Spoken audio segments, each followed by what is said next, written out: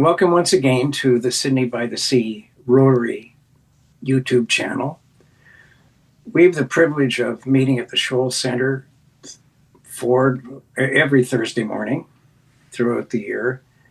The even greater privilege of welcoming very interesting guest speakers to join us.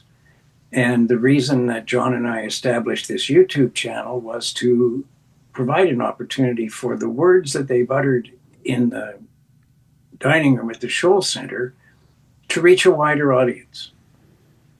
Today we're joined by Bill Collins, known to everybody in the peninsula, the region, and in many of the major corporations around the world because he's a serial entrepreneur, CEO, and then chair of the board of Quester Tangent, a global company selling control systems for public transit vehicles, rail vehicles. Has gone on to establish Cascadia Seaweed. And when he last spoke with us, he spent quite a bit of time talking about what was then his newest passion, Radio Sydney. And it's in that context that we've invited Bill back because there are some very exciting developments in what will one day be a fully licensed FM community radio station. Bill was born in Newfoundland and carries the Newfoundlanders' traditional storyteller gene. And Bill, it's a pleasure to welcome you today to bring us up to date on everything going on with Radio Sydney. Yeah, John, thanks very much. I love being here. I love being able to promote the station and talk about the things that we're doing, a couple of very interesting projects on the go, and hopefully it'll make it a bit interesting for your listeners. I will note, though, I am not CEO of Quester Tangent. That falls to my colleague Steve, but I am chairman of the board. Yes, I hope I said former CEO, but anyway. Doesn't matter. You said great CEO. Yeah. Right. Well, would you like the 50-cent tour of Radio Sydney? Absolutely. Yeah. Yeah, so Radio Sydney started in 2019 because I've always wanted to be in radio and never had the opportunity. So I said, well, if we're going to do this, let's figure out how to do it and try to deliver it. So I started off by figuring out how to be a radio station and what was necessary. And at the time, no really great aspirations except to be the voice for those that might be underrepresented in our community. At the time, in 2018, 2019, pre-COVID, we were having an awful lot of debate about to develop or not to develop, the pros and the cons with it. And it was a nasty public discourse with lots of ornery public meetings on the topics. And I said to myself, well, there's got to be a better way. So if we created a safe space for people to provide their opposing views, maybe we'll get more people listening, and maybe people will start to see that there's two sides to the conversation and maybe be a little more tolerant of those that don't express the same opinion that they do. So that was the context by which it started. And we've grown tremendously to the point now where we believe there's enough community support and we've got enough experience under our belt in delivering radio programming that we're going to go for the license for the full. Well, it's actually in the CRTC in the ICID world. It's called a development license. There's modernization of the CRTC, which allows for stronger community voices from less powerful radio stations. And they make it easier now for you to get an FM license. So we're going to go for a low-power FM license, which should get us from one broadcast site at the Community Safety Building. It should get us 3 to 5 kilometers in a radius around that Community Safety Building. And you can only imagine what benefit that would be, for example, in an emergency response situation. Oh, no question. And just to square a circle here, in the early days of Radio Sydney, Bill and I had a discussion because guess what? Our Rotary Club had speakers. And Bill gave me actually the recording devices necessary to conduct interviews, which I did in my car outside the Shoal Centre after each meeting. And I think we did 35 or 40 of those. We sort of called it Radio Rotary on Radio Sydney. until COVID. Yeah. And COVID interrupted all of that. But John, you and I are doing this YouTube channel because thanks to Bill, I was very comfortable interviewing speakers and just finding a new medium. But Bill, thank you very much for those early days. Yeah, and we've come a long way as a station. We've had almost 30,000 downloads of our shows. We've produced almost 2,000 shows since that time, locally produced, of local interest. Our goal is to be hyper-local. And so I've turned down lots of folks that say, can I broadcast my shows on your radio station? And we say, well, unless it has a special interest for folks living in the northern part of the peninsula or it's produced locally, we don't want to compete with the world in terms of content. We want to bring content for the voices, the local voices or hyperlocal voices. I wonder if it's the water, or the air. I mean, there's some very innovative communication activity happening out on the peninsula. John, you and I are very active trying to promote the peninsula through the various organizations you're involved with, that I'm involved with. Bill and I have chatted for some time. I remember in the early days of Radio Sydney, same objectives, same commitment, same determination he's bringing to this project as he does with all the others. Bill, how can we help you with this application? Right. So first thing, there's two components to an application. The first thing is you have to find spectrum that's free. We all have, you can dial in any number of stations on your FM band on your car radio, for example. Well, to make it short, there is no spectrum available in Sydney. That was the first hurdle that we had to overcome. Well, I contracted an excellent broadcast engineer out of Winnipeg, and they did a search, as did a local company, or somewhat local in Vancouver, did the same search, and they said, sorry, there's no spectrum available, because under ICID you have to have a certain distance between your frequency and the frequency of other stations. Complicated by the fact that we're only a few hundred meters from the border, essentially, and you're going to get FM broadcasting at 100,000 watts from Bellingham or Port Angeles that just swamp our signal in the evening, and there's not much anybody can do about that. So I went back to the engineer and I said, look, can you not find me a frequency, and it goes between 88.1, which is a CBC, and 108.9, I think, something like that. That's the only choices you have in Canada. And as a result, I said, can you find me something that's protected? In other words, it's really close to an existing station, but the station is so far away that they may not have any interest in broadcasting to a Sydney audience. So the engineer from Winnipeg went away, and he came back and he said, you have two choices. Both stations broadcast from Mount Seymour near Vancouver. Both, I think, are around 50,000 watts. One of them is an Indigenous station, and the other is Red FM, which is South Asian broadcasting, mostly the languages of Urdu, Punjabi, Hindi, to service, wonderfully service a South Asian community. So the engineer said, you're on the hairy edge. So it's a protected zone, which is why you go to the government to get that protected frequency. But their protected zone cuts right downtown Sydney. So they may be interested in not objecting if you wanted to have a little incursion into their broadcast area. And I politely wrote to the head of South Asian Broadcasting, and they came back and they said, no problem. We will let you take 0.05% of our listening area and whatever we can do to support. So that's community radio in action. So as a result of that, those folks saying no objection, we were able to move through to where we're just about ready to push the go button on the submission for the FM license. So in theory, if everything goes well, we'll be 92.7 on your FM dial. Call sign CFVI, which we thought was very interesting, the voice of Vancouver Island from Squidney. And then part two, if at the same time as you submit to the ISED, Industry, Science and Economic Development Canada, you also submit to the CRTC for a broadcast license. And that's where letters from the community in support of your application are a prerequisite.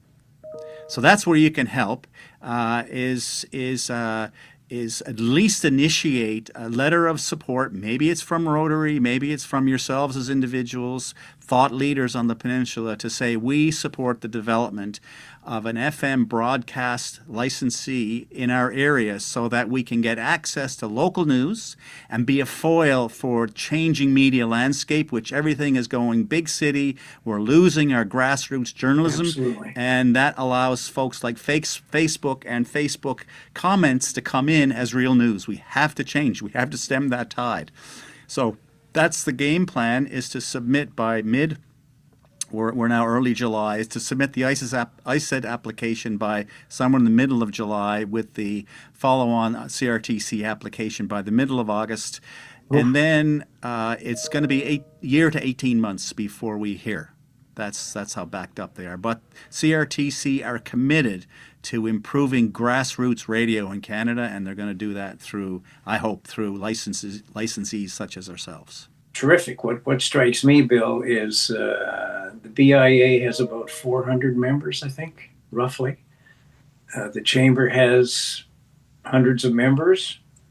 I think that both organizations should reach out to their members, who ultimately will benefit, to seek that support. And I don't know how far you want to go with that, but there's every reason for the three municipalities. Yes. There's equal reason, frankly, for organizations like CIP, because this is, one of the neighborhood municipalities going viral, really. And I think there are a lot of opportunities for you, but I'm just trying to think about, since the BIA has that organization, they can get that template out to their members in a heartbeat and follow up, right? So that you actually get the letters. Yeah, and the BIA has been very helpful in the past as we've had projects that needed community support. So I'll be touching those. Today I wrote to the town of Sydney asking to make a presentation on their October the 13th, or their July 13th meeting. We'll see what they say. I'm going to obviously go to a letter of support. Sydney, the town, has been quite supportive over the years. Sure. So there's one other thing I'd like to mention, which I think is another key element of this, and that is I've been in conversation with Sydney's fire chief, Brett Mickelson. And he has, pending the support of council and approvals of whoever he needs to get approvals from, so that's obviously not a done deal. He is supportive of having the mast for Radio Sydney on top of the community safety building, such that in the event of an emergency, we will have a pop-up broadcast center at the community safety building. Perfect. And that will allow for, independent of any internet, correct, we can speak directly to the citizens of Sydney and North Saanich and maybe partially into Central Saanich from that broadcast tower in the event of an emergency. When everything is going to hell in a handbasket, all you have is your crank FM radio. You crank her up and you'll be able to hear from the mayor and the community emergency command center and be listening to authoritative information about the emergency and the community's response to that emergency. And I think this is something that is desperately needed for us, because the big one will happen, and we sit in such a strategic place. Sydney sits at a nexus of the international airport, one of only two major ferry terminals, and one highway that connects them both. Should that go down, well, you can just imagine the chaos. So we need to hear from authoritative folks that can help us manage in an emergency, and Radio Sydney wants to be part of that fabric to get the information out. So that's great. That's what the game plan is. This template has already happened in our area during the snowstorm of '96. I think that's when it was. It was, yeah. And all we had was CFAX radio. Yeah. And that's all we listened to, and it got us through. And Yeah. so now Sydney and the peninsula are going to have that equivalent solution, and it's called Radio Sydney. Well done, Bill. That's very exciting. Now, the next thing I'd like to tell you about, and this is such a very key project that we have dedicated a lot of time to, and it demonstrates the value of what community radio can bring in terms of assets to the community. And that is a show that we have produced and have distributed, and it stems from a priority of the federal government in awareness and education around elder financial abuse. And if you don't mind, I'd like to take 5 minutes to tell you about that production, and because I want to encourage everybody that's listening to this YouTube video or that hears it repeated again on Radio Sydney, Mondays and Friday at 4 o'clock for a half an hour. If you want to tune in, you'll hear Rotary Voices on Radio Sydney.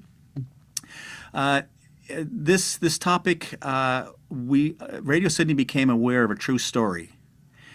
And in speaking with the folks that were involved in that true story, we came to the decision that we wanted to tell the story.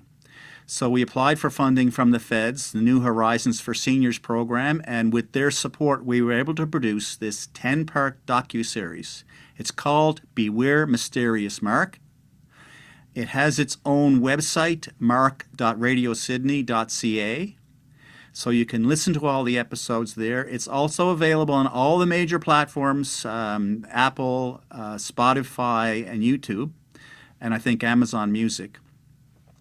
What we did, in order to tell the story that I guess makes it more poignant, we put a casting call out for voice actors and got about 15 actors. I got about 20 in total, but we could only accommodate 15 actors.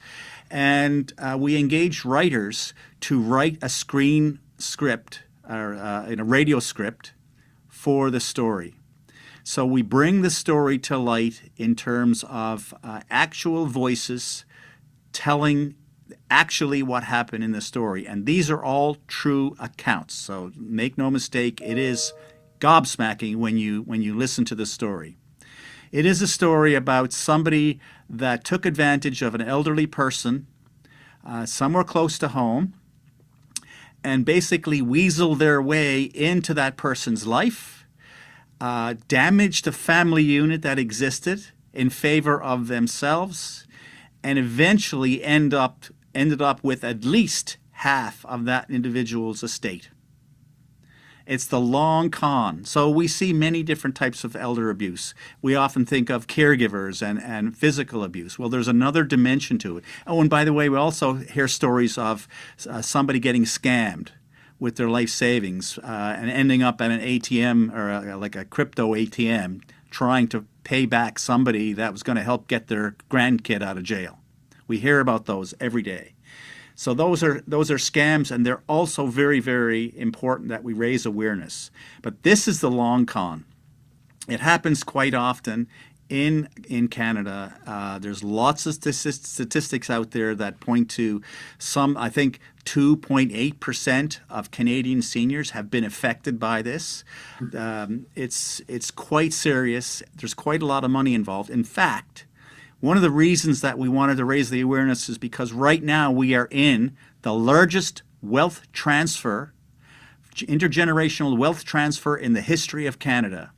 Some estimates are $1 trillion will be transferred to children from parents over the next 10 years. It's already started. So there's a lot of money up for grabs, and the long con, those predators see this and they try to weasel their way in. And this is the true story of how it happened. So in addition to telling the story, we've also done the research and brought in the experts with a view on how we can both alert ourselves to what happens, look at some of the signs, and then protect ourselves and our loved ones and our neighbors against such things. And this is really the key element. This gives us some practical advice on what to do.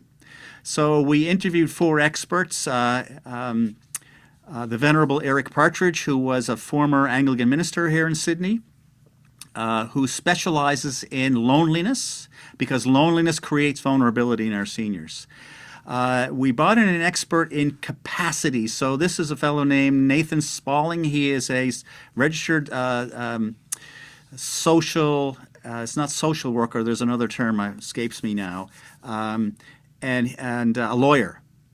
And he created the Capacity Clinic, which is a vehicle for professionals, doctors and lawyers, to learn about how to evaluate capacity in individuals, a very, very touchy subject and gray area, because you don't want to limit seniors' abilities to make decisions. You want to give them the right to make bad decisions, but at least you want to have them assessed so that it is understood that they have the capacity to make such decisions.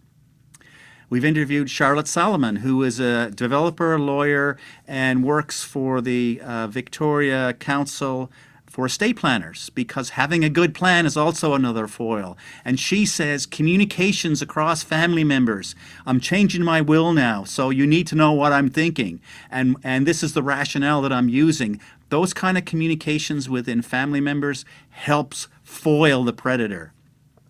And then we interviewed someone from the health authority, Dr. Josh Bodlowski, who is a geriatrician. So we moved from pediatricians to geriatricians in the end. It's quite interesting. A lovely fellow with a lot of practical advice in helping families from a team of professionals, of medical professionals, assessing capacity, because capacity is different for different people. It's not ageism. It doesn't matter how old you are. You could be young, you could be old, sure, and you could still have a reduced capacity to make decisions. And when I say decisions, financial decisions differ from your living accommodations, your living situation, decisions from your end of life or your living wills perspective. Those are all different decision making, and capacity is not across the board. So these are the things that this series attempts to illustrate, bring out, educate, make people aware. I encourage everybody to listen to it. Beware Mysterious Mark on Radio Sydney's on Thursday nights at 7, and on any platform. If you don't have the time to listen on a particular Thursday night, you can go to mark.radiosydney.ca or the markdoc.ca. Either one will get you to the same spot where we have resources. If you have questions, if you have stories, drop us a line, because while the 10 episodes are up and complete, we are wanting to hear from you stories, whether you're being scammed, you have been scammed, or you know somebody that's having a problem situation. We want to hear the stories because we want to tell those stories as part of an ongoing community engagement. And I'll let you in on one more little secret. We want to take this on the road. So we're now applying for money, again from New Horizons Canada, to build a show that will allow us to tell the story live in real places across Vancouver Island, maybe the Lower Mainland, and maybe in other parts of Canada, and bring in the experts so that people that are concerned about this for their loved ones or their own future can talk to the experts face to face and understand the situation and be well armed against it. Bill, when you told me about this, I've listened to a couple episodes. It's very well done.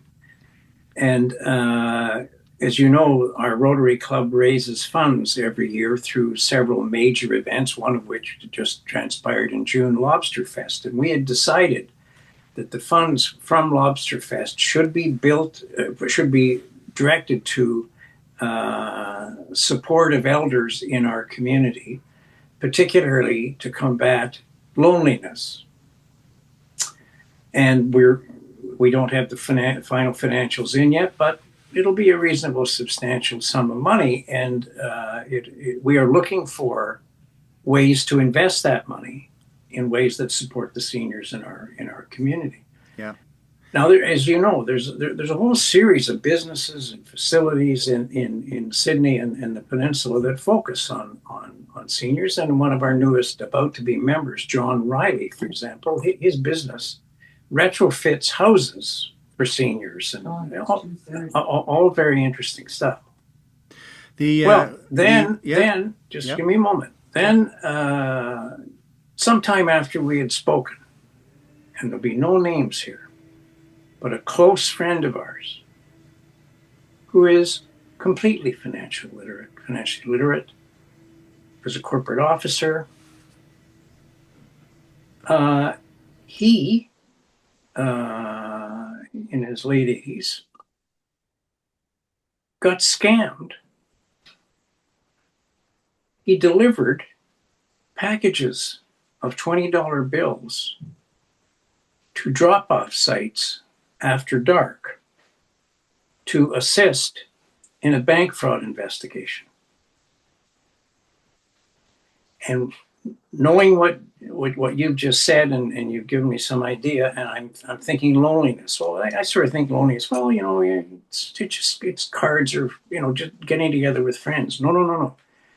The problem with loneliness is you don't have anybody to talk to when you have a question that you've never had before. And I think it's just a tremendous area. I'll give you one other thought. Several of us around here are participating in something called the Longitudinal Study on Aging. And many of the questions in that survey, you go every 3 years for a full medical and interviews. And most of the questions you're asked have to do with your social connections. Well, years ago at our club, we had a geriatric doctor, a geriatric medical specialist, come to speak to us. And she was very good. I'm not sure where she practices now, but in response to questions at that time, so this would have been, I'm going to say 10 years ago, she said the following: geriatric medicine is largely fact-free. Medical science has no idea how blood pressure remediation measures that you can give somebody safely at age 35, that at 85 they have a totally different impact. Anyway, so the longitudinal study on aging is going on, and they are, honestly, at least half the questions I'm asked each year have to do with loneliness and vulnerability. And it was our friend's most unfortunate, just, oh my gosh, circumstance that led him to believe that what he was hearing was true. Your documentary is extremely powerful. It's so well delivered. And take it on the road. And of course, now it's on the World Wide Web. I think there are ways we can, as our Rotary Club, we can maybe work to help you accelerate that. I can't make any commitments for the club, but we are looking for ways to invest the money that we raised from Lobsterfest. This initiative by Radio Sydney would be excellent. As you've described and outlined, I myself have been helping manage several families, their finances, their estates, etc., just by virtue of being there. And I can see all of the vulnerabilities that an older person alone could be suspect to. Well done, Bill. Well done, Radio Sydney. Fantastic. Just and what I would say is, in building Radio Sydney to the point you've taken it, you've had all kinds of help from contributors, Peter Wainwright and many others. I think you recognize you've reached something of a zenith with Mark. That's a very high standard, which you will maintain. And what I would say in the earlier part of our discussion, I want to invite you back to the club and bring a project with you that could attract some money. I certainly will. Lots more to talk about. I'll leave you gentlemen with those thoughts for today. We're easily able to access info@radiosydney.ca if you have any ideas. We're always looking for DJs because local produced shows is going to hit heavily towards our CRTC application. So now, do you want a show devoted, entirely to Mantovani? No thanks. Bill, thank you so very much. Thank you for speaking to our club on 2 occasions now. Thank you for this update. And honestly, with what you've done in that documentary and the content that you're looking at amplifying, I think there's room for another conversation with our club, as I've said. I'll be there. Thank you, Bill. Take care. Okay, gang.